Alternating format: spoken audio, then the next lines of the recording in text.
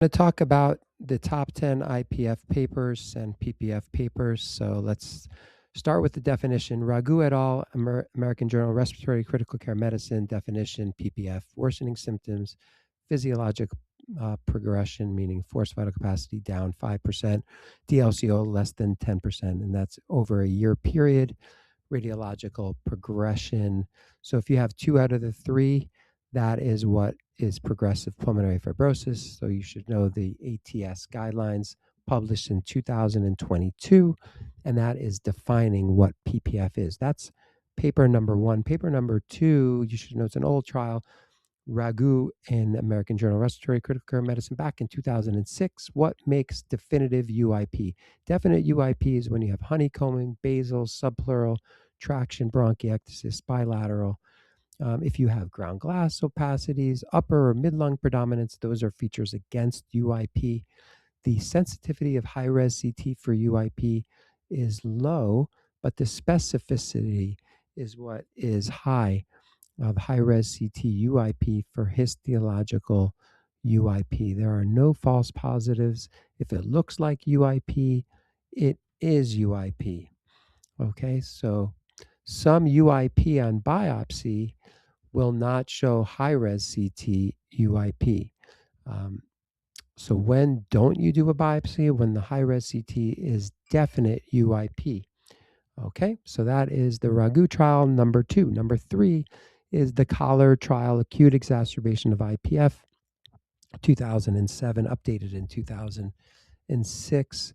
Basically, what is an acute exacerbation? It's acute respiratory worsening, new bilateral ground glass opacities.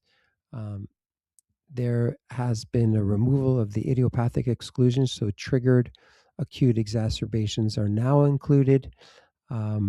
But basically, there's a 50 to 80% in-hospital mortality after an acute exacerbation. You try to avoid intubation, empiric broad-spectrum antibiotics. You consider steroids. There is no randomized controlled trial evidence, and lung transplant is the only rescue. Then the next trial, paper number 4, is the GAP score. So you should be familiar that there is a 3-year mortality change based on the stages, and there's a total of 0 to 8 points.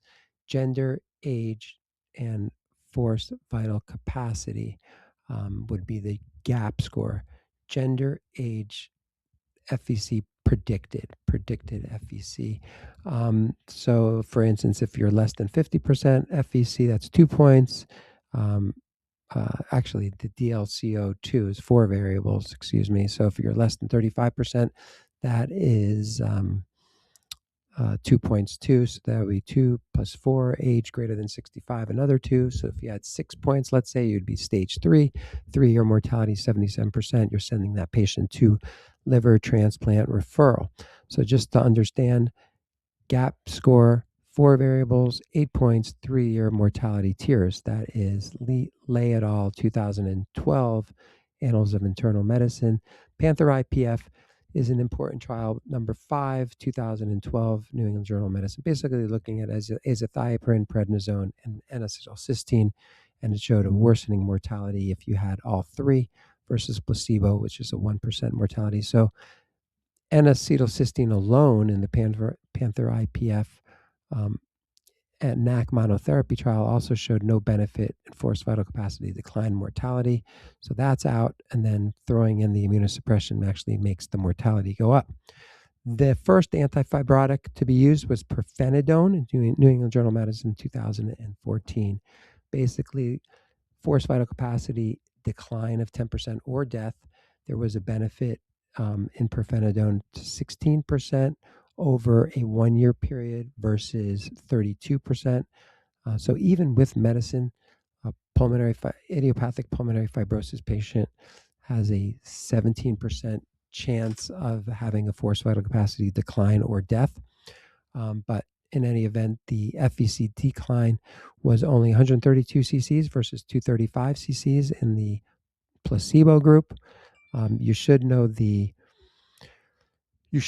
the nausea and photosensitivity are the top problems. Nausea is about 36%, photosensitivity in about 12%. You could definitely have to wear SPF 50, sunscreen if you're going to use pirfenidone. It inhibits the TGF-beta stimulated collagen synthesis, and it was approved in 2014. It was the first antifibrotic, and it showed about almost a 50% relative risk reduction in decline of FVC or death. Impulses 1 and 2 is now nintedanib, and the placebo group had a 223 cc per year loss in forced vital capacity, as opposed to nintedanib that had 114 cc's. Mind you, a normal person without disease loses about 15 to 30 cc's per year. So this is still a huge loss per year, but it's much less than placebo group. Diarrhea is about 61%. And instead of using 150 BID, you could use 100 milligrams BID, and you could use loperamide. So you should know what to do if you do get diarrhea on nintedanib. Now, the other thing to know is that it has 3 approvals. One is IPF, one is scleroderma ILD, and the other one is progressive pulmonary fibrosis. The INBUILD trial is the trial so Impulses 1 and 2 was for IPF, and for PPF, nintedanib is used. Flaherty et al., New England Journal of Medicine 2019, showed a 57% relative reduction in forced vital capacity decline.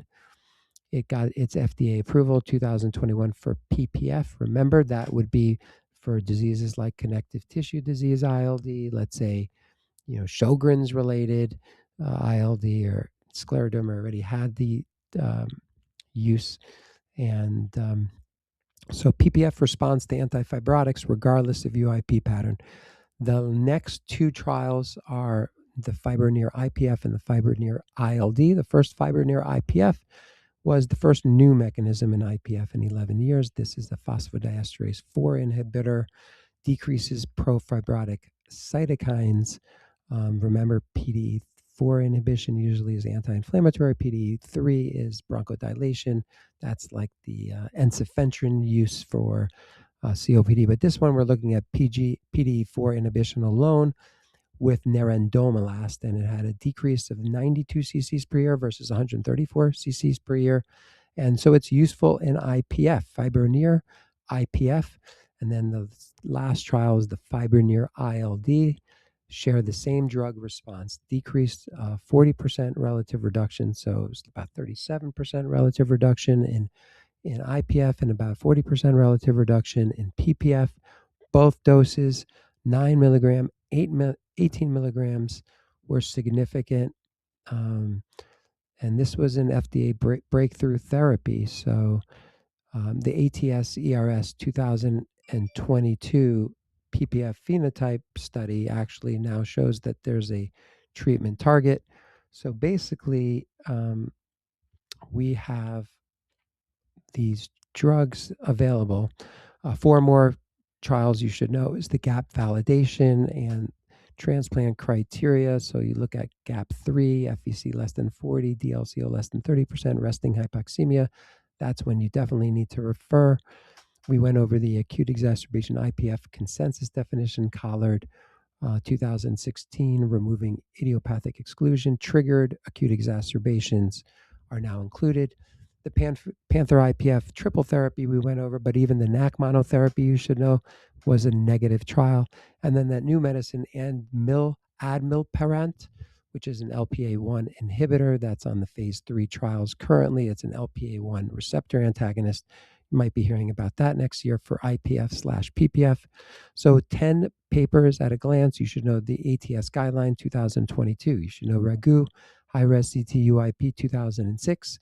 You should know the Collar trial, acute exacerbation 2007, GAP index 2012, Panther IPF, triple therapy, no bueno. Ascend is pirfenidone, Impulses 1 and 2 is for nintedanib IPF. Remember, 3 indications: IPF, scleroderma ILD, and PPF.